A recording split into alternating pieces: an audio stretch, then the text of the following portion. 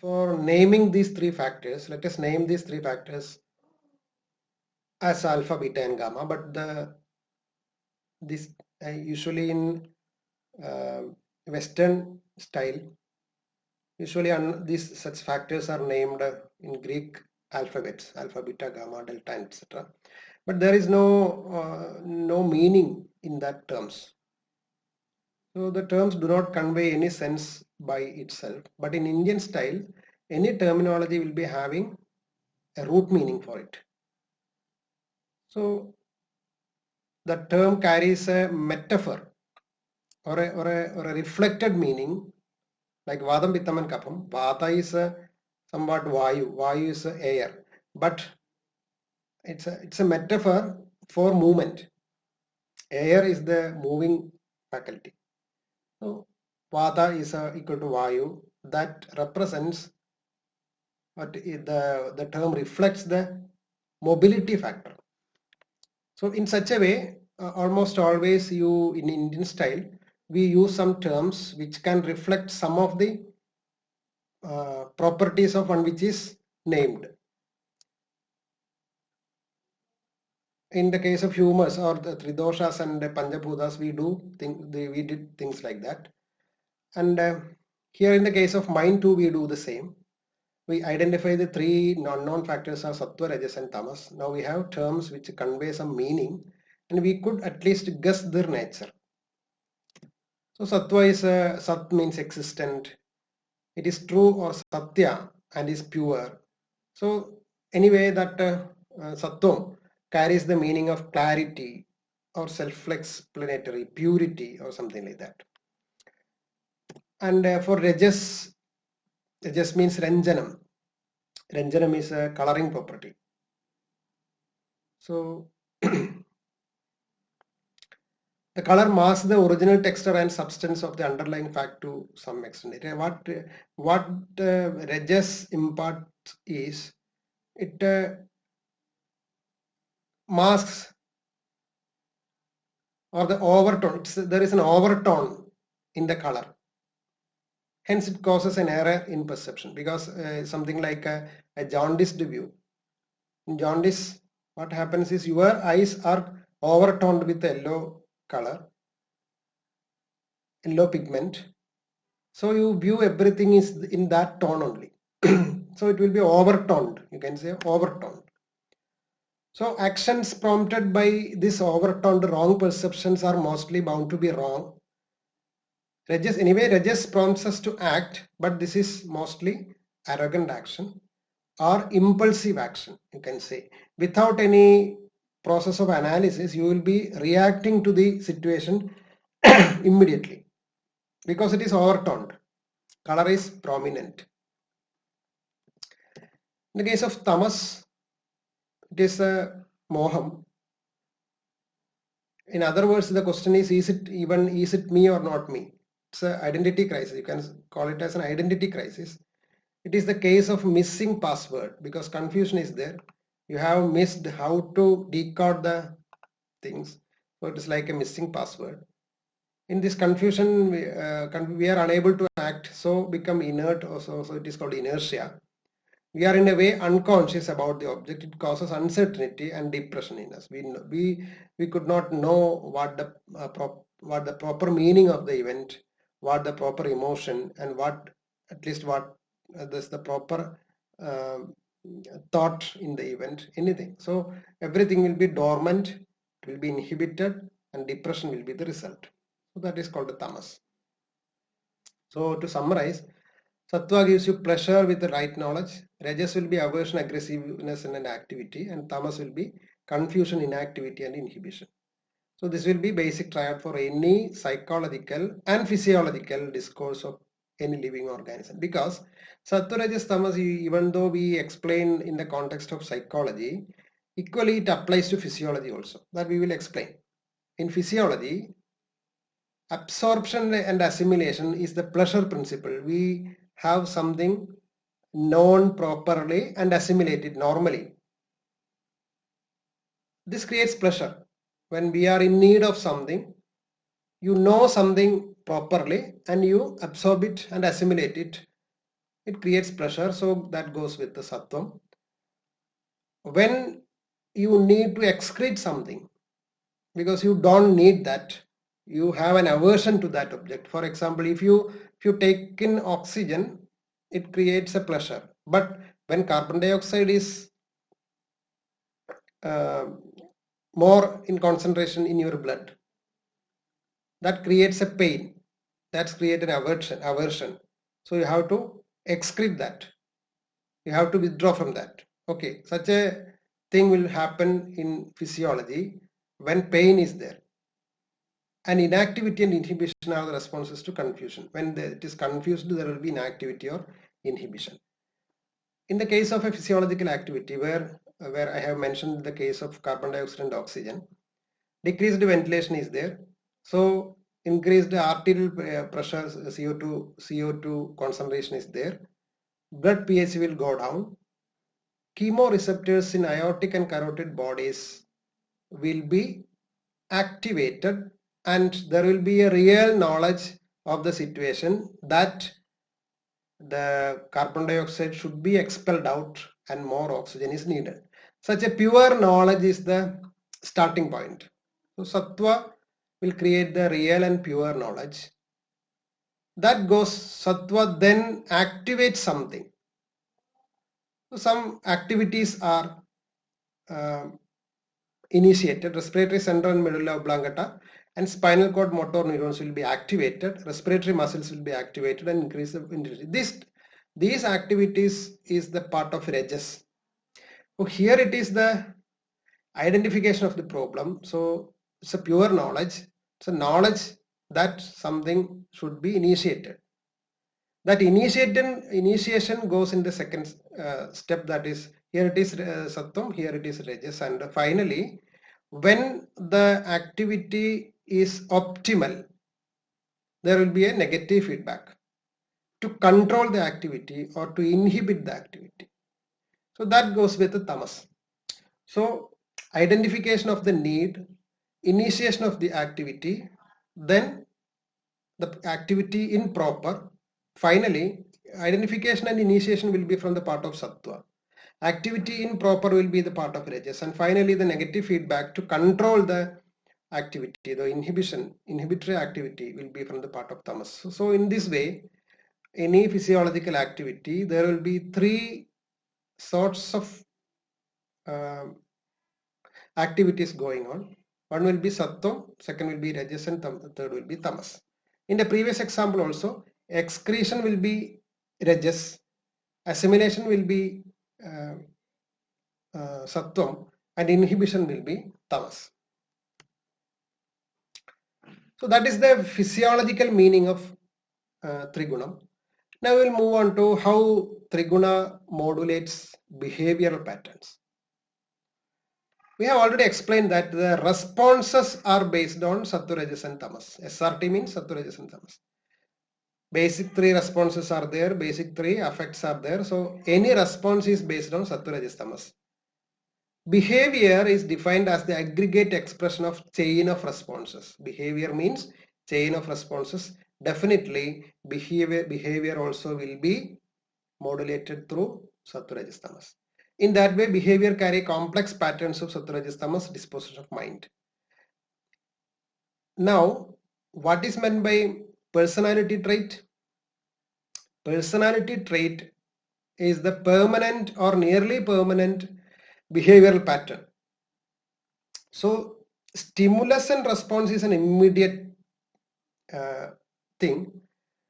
The chain of such responses will create the behavior, and chain of behaviors for a longer duration or a permanent behavioral pattern will create a personality trait.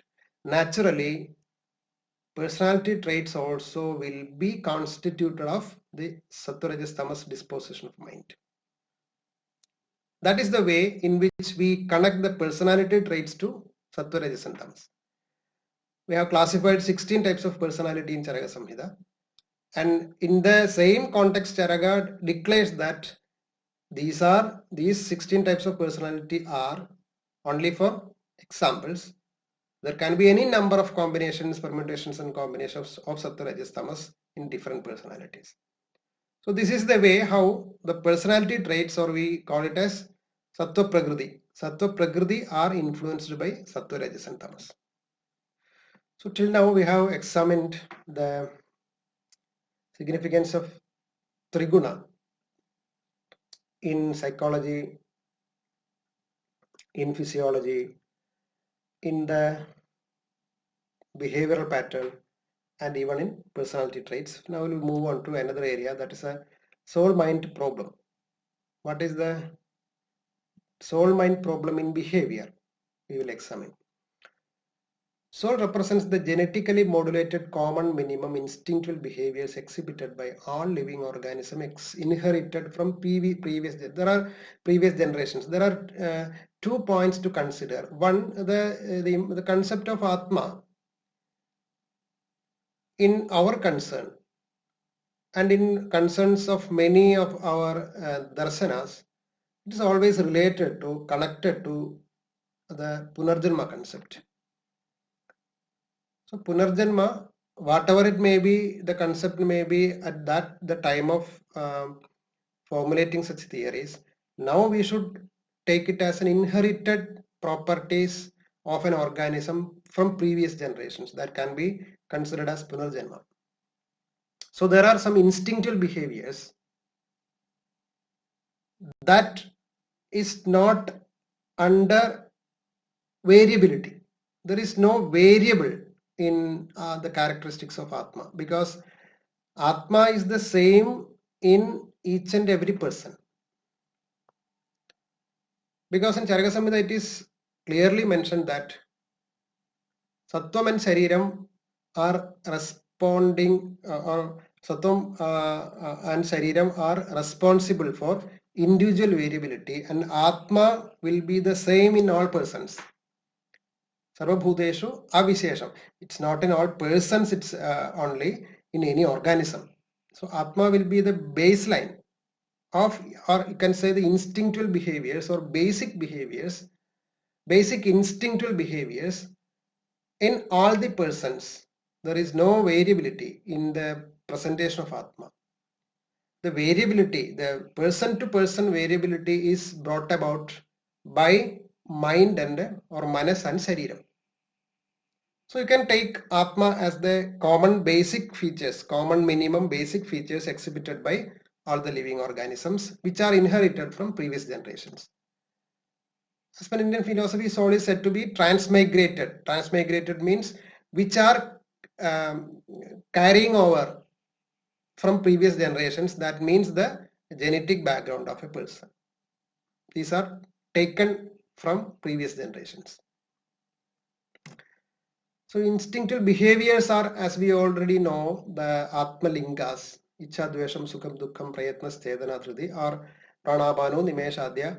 It includes the basic emotions, Ichha, Dvesham and all. Instinctual efforts, that is Prayatnam. Consciousness, Chedana. Preservation, recollection of ideas, Smriti. Ego, Ahangaram. Then Dhriti. And psychosomatic coordination. So many things are there which are common to all the individuals in the world. So such a common basic platform is called Atma, and it bears the impressions, bhavana, of all the behaviors in human beings that can be called a genetic coding. It needs more discussion, I know, but I am not going into the details. We will discuss it if time permits at another time. So it bears impressions. So this can be correlated to one concept is the collective unconscious by a famous psychologist Jung, Carl Gustav Jung. He explains a concept of collective unconscious. That means the unconscious of a person is not a personal property. It comes from all the stages of evolution, previous generations. So the collective, the unconscious of a person comes from previous generations. So unconscious is not a personal property.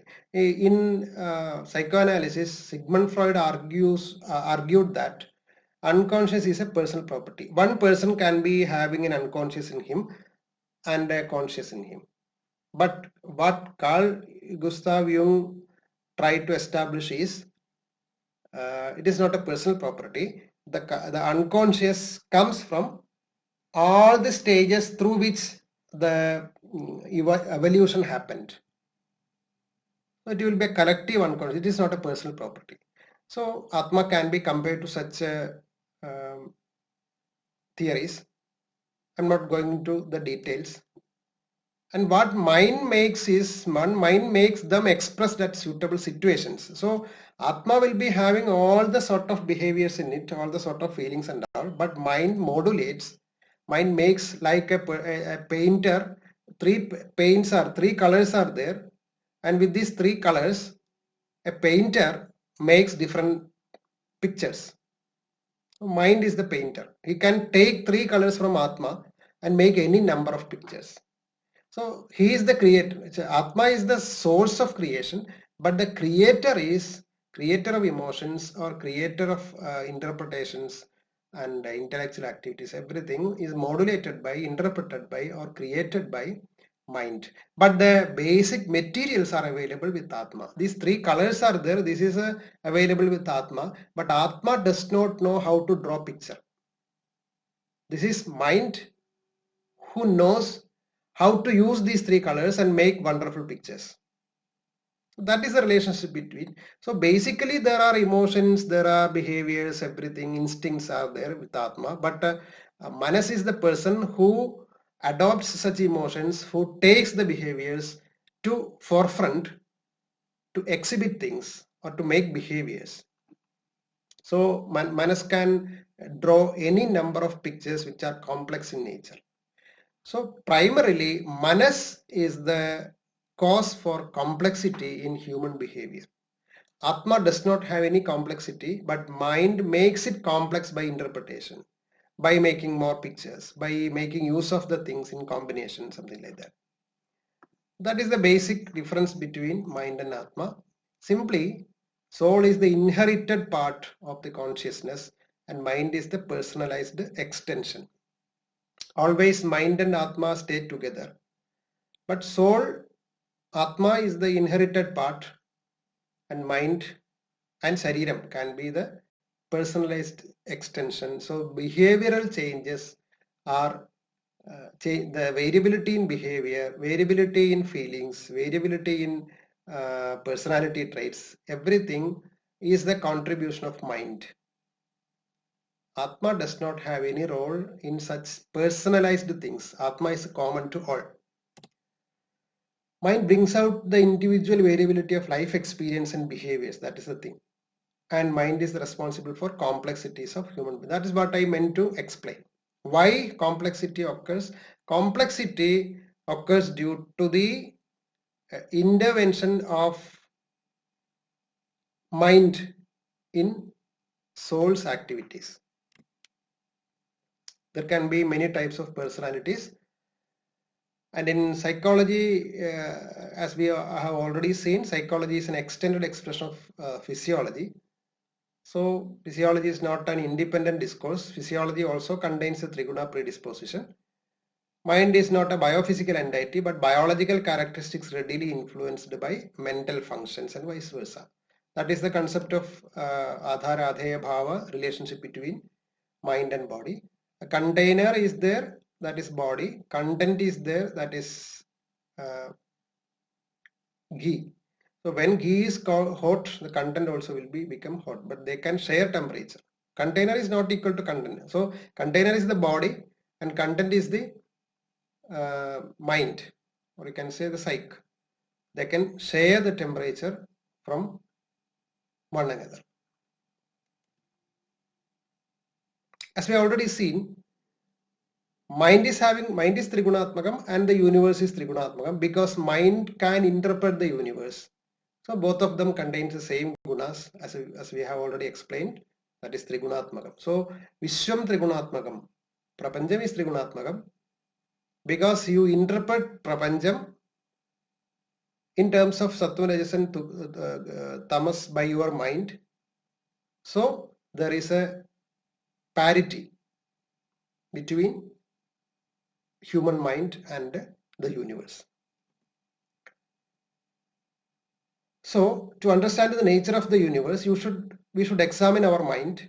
Whatever is in our mind will be prompted by our ego, that is ahankaram. Whatever is in the ego is prompted by primary differentiated knowledge, that is buddhi. Whatever is in it is from primordial nature. So we are going to the nature. Starting from manas, we are approaching the nature. Manas, and it will be above the manas, it will be ahankaram, buddhi, and avyaktam. So that is the evolution. Avyaktam, buddhi, ahankaram, and manas is the order in that sequence. But when we put it in a reverse order, manas will be prompted by ego will be prompted by buddhi will be prompted by what is there in buddhi will be always present in avyaktam. So that is the developmental aspect of human psychology. This needs, I know this needs much more explanation. I will try it later. So finally, so to know the nature, explore our own mind. That is the final definition or final statement, how mind is related to nature, and this is very crucial, very critical, very important in our perspective. To conclude, Ayurveda provides a simple and precise entry to the complexities of mind. Triguna is the basic theory to explain complexity of mind. Ayurveda considers mind not as a biophysical entity but readily influenced by biophysical phenomena.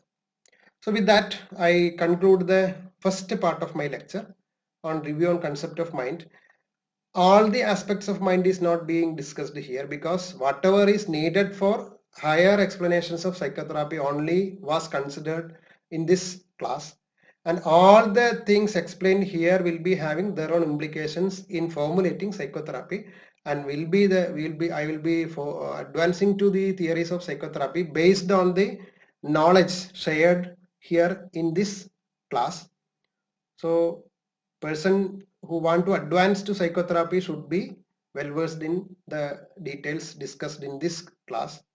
So for that, we are concluding here, and we will meet with the details of psychotherapy in the next class, and the third class will be on practical implementation of such theories in a clinical scenario.